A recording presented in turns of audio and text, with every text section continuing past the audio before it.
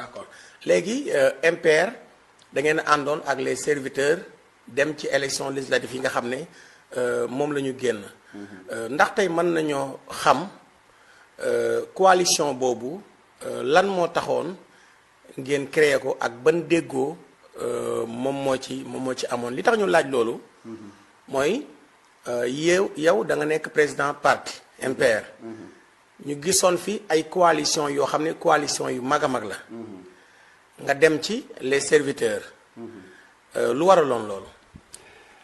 tey ànd ak na les serviteurs Pape Djibril Fall mais su doon démb di tey du ko def lu tax ñu ànd ak ñoom tamit mooy nekk sénégalais gëm ne nit lu ngay gis ci télé ak ci rajo yi noonu la mel mais tey gis noonu nit dafa lëndëm loolu tax tey am na lu bari ñoo ngi koy regretté ci àndandoo bi mais balaa may wax loolu sax nañu waxtaan tey ci lu ñu indi tey lu indi coalition bi ñun après le 23 janvier mu élection locale yi le 1er février dañoo commencé di wër Sénégal on a fait le tour du Sénégal dajale ay parrainage ba am 30 000 parrainages à 2 semaines des élections législatives am kenn ku nekk si ni biir mu ne man xam naa kenn ku bokk ci les serviteurs est-ce que ñu dund ànd man ko créer la rencontre qu'on a créé la rencontre ñu toog waxtaan bu ñu waxtaanee man j'ai 30 000 parrains man tamit am naa 65 millions yoo xam ne mën naa ko teg sur la table am naa 5 voitures ñoom ñu ne ma am nañu plus de 30 000 à 100 000 parrains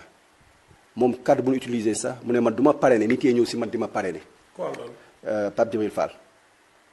donc ñu ne ñoom am nañu tamit 100 millions am nañu tamit des ordinateurs et des machines ils ont tout ça daal. ma leen waaw logistique ma leen d'accord donc su doon waxtaanee man ko man politique moom du ma si xëccoo.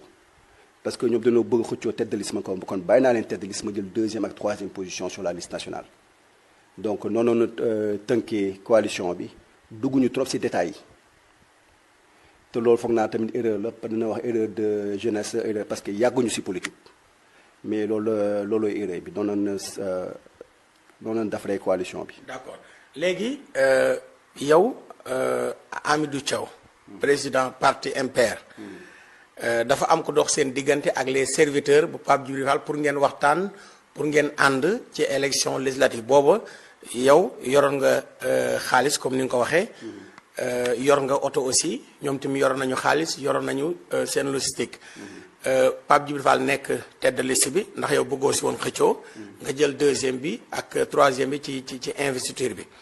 léegi bi ngeen waxtaanee noonu ba tënk ko.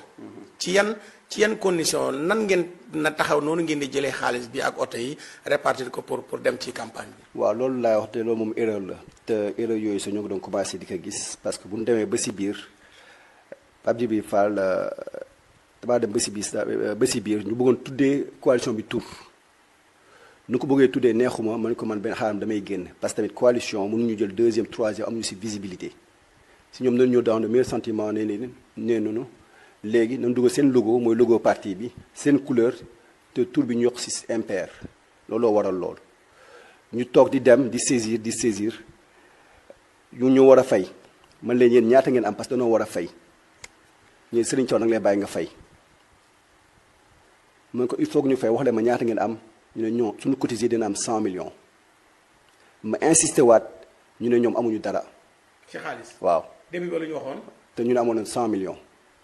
si laay bindee benn chèque 15 millions yóbbu ko FBN banque compte parti MPR foofu la nekk ñu bind benn chèque certifié dépose ko CDC tamit parti bi bu nga ko tegee man noon defoon président coalition bi parce que man sama wàllum bopp maa bind lettre nommé Penda Dieng mandataire national de la coalition des serviteurs MPR lettre boobu ma signé en tant que président de la coalition moom la ñu déposé DGE tey bu ñu demee nag commencé saisir.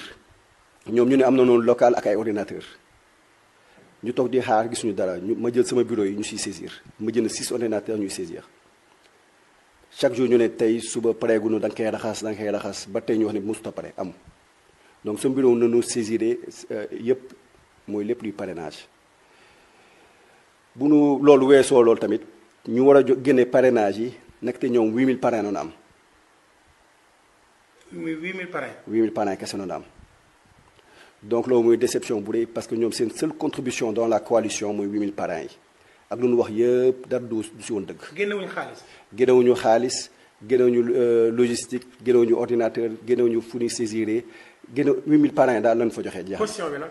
caution bi maa ko fay moom laa wax damaa bind benn chèque bu 15 millions déposé ko sama parti compte parti bi FBN banque ma bind benn chèque certifié déposé ko CDC donc noonu déposé caution bi. d'accord léegi mais ñoom 8000 parrains lañu am nan ngeen def ba compléter. voilà maximum de parrains. donc man mataluma ñun ñaar suñu boolee parce que man si ma parrain bu ñu ko saisiree on a perdu beaucoup de parrains déjà quand on a saisi sur les 30 000 24 000 ont été saisis sur les 24 000 quand on a nettoyé 18 000 moo si des donc loolu tamit beneen jàngal la ne saisi moom il faut ñu teel see jug prochaine fois teel a def liggéey bu baax donc moom moo am 18 000 man ma am 8 000 parrains soo ko boolee mu nekk 26 000 parrains ñu war a dem di déposer fekk fa waa Diourbel DG parce que ñun dañoo bëggoon pour ñu may ñu temps pour ñu mattali ñu dem foofu di déposer fekk fa waa Diourbel waa DG ne leen yéen waa Diourbel soo leen déposé du leen accepté parce que mataloo leen 1000 dans cette région ñu interpellé leen ne kaay leen ànd ak ñun ñoom ñu d'accord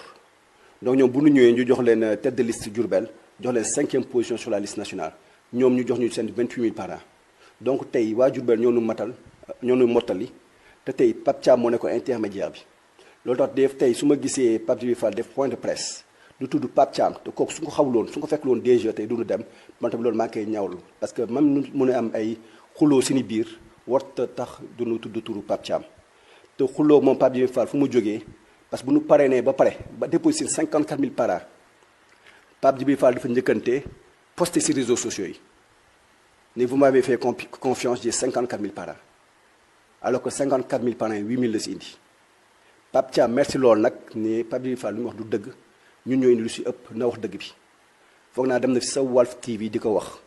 non même seen conférence de presse bi ñu fi doon def ci benn hôtel Pape Thiam génnoon na ba mer noonu. voilà loolu la woon parce que Pape Djibril Fall dafa waxul woon dëgg bi mooy lan sur les 54 000 parrains mënoon na wax ne waa Diourbel ñu indi woon 28 000 Impair indi 18 000 ñun on a am nekk 8 000 mais dafa dem mel ne moom moo def liggéey ba yëpp di tudd boppam Pape Thiam xaw a merci loolu si loolu. ma woo ko nag ne ko Pape Thiam kilifa nga war a def yenn yi mu d'accord ñëwaat bàyyi loolu yëpp. mais taxu ba léegi Pape Djibril Fall bàyyi loolu di ko téye mais li ñuy wax rek mooy. trahison la. ma kenn trahison laa koy tuddee parce que bu mu commencé ba léegi lépp lu mu wax defu ko muy xaalis moo xam ne indiwu ko parrainage moo xam indiwu ko parrainage joxu ko logistique yeeg matériel moo xam indiwu ko. après dem ba si biir bu lépp amee nag ba nu déposé mu dem. def récupération ne moom moo def lépp dem sur les plateaux de télé di wax man Pape Djibril Fall man les serviteurs ba sénégalais yu bëri foog ne moom da ko demal boppam xamuñu ni mu demee donc tey ñu bëri tey même yow mi sa di toog di ñuy waxtaan est-ce que yow xamoo nga ni sa Pape Djibril Fall amoon na ñee ñu nekk si ginnaaw ñoo porté ko te ñoo ñu ngi si woon coalition bi waaw donc loolu na doon ñaawloo di ñaaw loolu tamit. d'accord mais Hamidou Thiaw yow xanaa amuloo staff aussi boo xamante ni tey bala ngeen génne seen xaalis wala ngeen di wut seen i ordinateur wala seen local wala ngeen indi seen i parrain ak say oto xanaa dinañ les serviteurs ñoom Pape Djibril Fall dinañ teg ci seen loxo lu concret loo xam ne di ngeen ci mën a sukkandiku.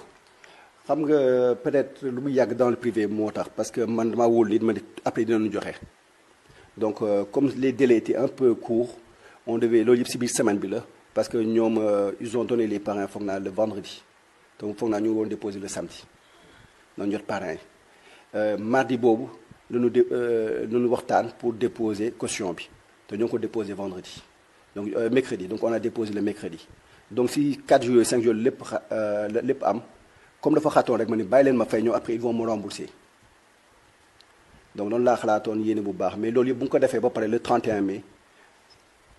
man ak Pape Djibril Fall toog na fii wala di sol di waxtaan mu ne ma Hamidou suba ñun ñëpp ñu toog waxtaan xool ñu defee comité yi comme ça ñu dem pré campagne mais bu ñu déposé le 31 mai si laa gëj a gis dama déposé rek mu disparaître ba une semaine après les élections la ma woo jëluma ko téléphone parce que dama ne nit boo xam ne dafa yëfu traître la def utiliser benn ay nit ba am lu mu bëgg dem disparaître dootoo leen tudd dootoo leen dégg doo leen soo wax si seen presse. sooy def si ay inquiétude sooy waxtaan. maanaam Hamidou yow bi nga joxee caution bi ngeen nga wut local ngeen saisir seeni parrain Pape Thiam Diourbel complété leen. nga toog ak Pape Djibril Fall ngeen waxtaan ci. pour dem pré-campagne après campagne. avant pré-campagne bi nga gëj a gis Pape Djibril Fall ba ci une semaine avant les élections. 31 mai laa gëj a toog waxtaan ak Pape Djibril Fall. 31 mai. waaw ba kañ. ba semaine passée vendredi ba le passé après les élections. après élection la woo wala avant les élections. une semaine après les élections vendredi bu topp élection yi la ma woo mais jëluma ko téléphone. te yow yaa joxe caution bi. maa joxe caution bi joxe parrainage joxe logistique lu si maa leen ko jox. ok mais loolu ba lu waral loolu lan nga jàpp exactement ne moo waral doxalin woowu nga wax moom la Pape Djibril Fall doxalee. pour man daal il voulait se lancer dans la politique te foog naa il voulait utiliser juste ay nit ay tremplin pour am lu mu bëgg pour man loolu nekkoon objectif am jaay turam jaay boppam pour tey mën a dem élection législative peut-être su ko weesoo sax dem yeneen élection muy présidentielle wala créer benn groupe te tey dafa ragaloon peut-être su waxee ne ñi ñoo nekk sama ginnaaw ñu peut-être ñu ëpp ko visibilité peut-être loolu laa yaakaar mais ku nekk ak motivation. d'accord mais yow bi ngeen waxtaanee 31 mai. ngeen waxtaan ba pare. ngeen toog ay fan. dégguloo ko. est-ce que woo nga ko téléphone pour jéem a xool exactement lan moo waral loolu. waaw donc le staff a appelé donc qui chargé relations entre les organismes affiliés woo na ko plusieurs fois pour organiser réunion mais à chaque fois ñu disait ñoom dañoo jàpp ñoo ngi sur le terrain suba ginnaaw suba. mais sur le terrain mais président coalition bi. yow yaay président coalition bi. waaw xam nga nous on a fait ce qu'il fallait faire mooy lan jëm leen woo ñu toog waxtaan. on a relancé plusieurs fois mais musuta nangu toog waxtaan soo ko waxee mu ne dafa jàpp day voyager semaine prochaine ba élection yi passé élection yi passé na bu mu woote waatee ma ne man du ma ko jël parce que élection yi passé na amatul njëriñ la coalition tas na parce que man su ma xamoon nii la mel du ma ànd ak Pape Djibril Fall.